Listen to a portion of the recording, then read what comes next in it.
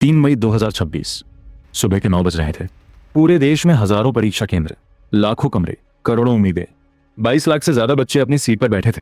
हाथ में पेन था, सामने था प्रश्न पत्र और सीने में था सालों का एक सपना, डॉक्टर बनने का सपना। किसी ने 5 साल लगाए थे, किसी ने 6। किसी के माँ बाप ने अपनी जमीन बेची थी, किसी ने कोटा में 3 साल अकेले गुजारे थे। लेकिन उसी वक्त उसी प्रश्न पत्र को कुछ और लोग भी देख रहे थे। वो परीक्षा केंद्र में नहीं थे, वो घर पर बैठे थे आराम से। और वो पेपर उन तक पहुंचा था परीक्षा से 4 दिन पहले, व्हाट्सएप पर, टेलीग्राम पर, पीडीएफ में। ये कहानी है उस गिरोह की जिसने 22 लाख बच्चों के सपनों को एक झटके में धूल में मिला दिया। ये कहानी है उस सिस्टम की जो 2024 में भी चूका था और 2026 में फिर चूक गया। और ये सवाल है उन लोगों से जिन्हें इस सिस्टम को ठीक करने की जिम्मेदारी दी गई थी। आखिर कब तक? पहले समझते हैं नीट क्या है और ये इतना बड़ा क्यों है। भारत में डॉक्टर बनने का एक ही रास्ता है, NEET, national eligibility cum entrance test. MBBS, BDS, AYUSH, किसी भी मेडिकल कोर्स में दाखिले के लिए यही एकमात्र दरवाजा है। हर साल 20 से 23 लाख बच्चे ये परीक्षा देते हैं। लेकिन सरकारी मेडिकल कॉलेजों में सीटें कितनी हैं? करीब 1 लाख। 22 लाख बच्चे 1 लाख सीटों के लिए। इस एक परीक्षा के लिए बच्चे 4 से 5 साल तैयारी करते हैं। माँ बाप दिन रात एक करते हैं। गांव-गांव के परिवार अपनी जमा पूंजी लगा देते हैं ताकि बच्चा कोचिंग ज्वाइन कर सके। ये सिर्फ एक एग्जाम नहीं है, ये करोड़ों परिवारों की उम्मीद है।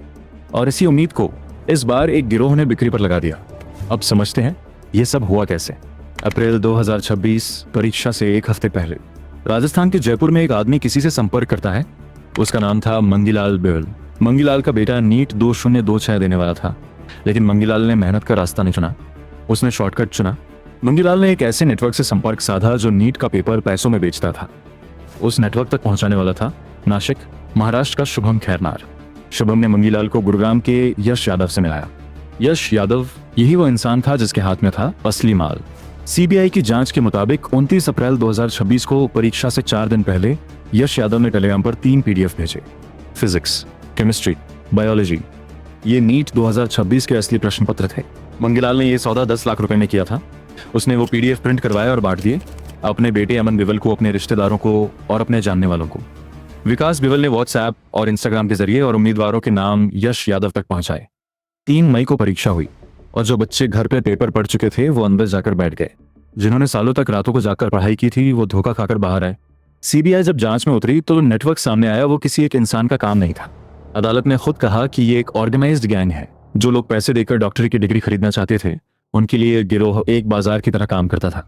और इससे भी बड़ी बात, सीबीआई ने माना कि एनटीए के किसी इनसाइडर की भूमिका को भी नकारा नहीं जा सकता। यानी जो एजेंसी इस परीक्षा को सुरक्षित रखने के लिए बनाई गई थी उसी के अंदर से गद्दारी हो सकती है। 5 गिरफ्तारियां हुई। शुभम खैरनार नासिक से, मंगीलाल बिवल, विकास बिवल और दिनेश बिवल जयपुर से और यश यादव गुरुग्राम से। 2 और गिरफ्तारियां हुई। सीबीआई को 7 दिन की हिरासत मिली ताकि पूरा नेटवर्क खंगाला जा सके। लेकिन ये पकड़े गए लोग सिर्फ एक चेन के कुछ लिंक्स हैं। असली सवाल यह है, सबसे ऊपर कौन है? 12 मई 2026 एनटीए ने एक बयान जारी किया।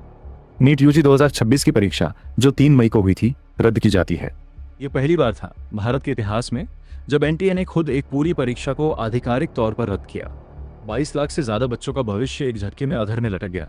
और उत्तर प्रदेश के लखीमपुर खीरी में 21 साल के एक नीट उम्मीदवार ने अपने घर में खुद को फांसी लगा ली। उसके पिता ने बताया कि परीक्षा रद्द होने की खबर सुनते ही उसने यह कदम उठाया। एक बच्चे की जान, सिर्फ इसलिए क्योंकि किसी ने 10 लाख में पेपर बेच दिया था। दोस्तों, ये पहली बार नहीं हुआ और यही सबसे बड़ा दर्द है। 2015 में AIPMT जो बाद में नीट बना उसका पेपर लीक हुआ था। सुप्रीम कोर्ट को दखल देना पड़ा, परीक्षा रद्द हुई।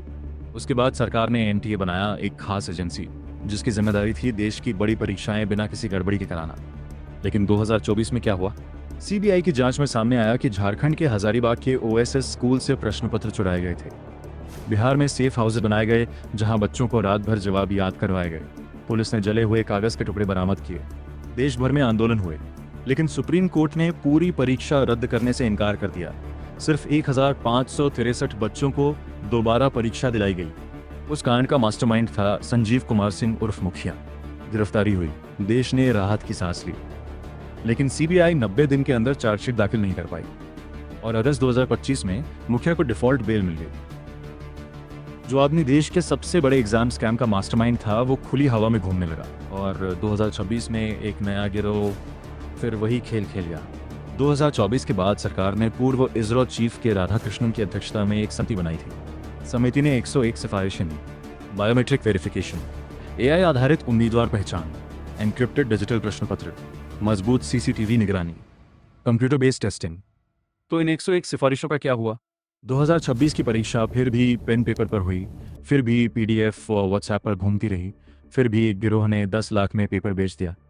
एक पार्लियामेंट्री स्टैंडिंग कमेटी ने खुद माना था कि एनटीए द्वारा 2024 में आयोजित 14 बड़ी परीक्षाओं में से कम 5 में गंभीर गड़बड़ियां हुई।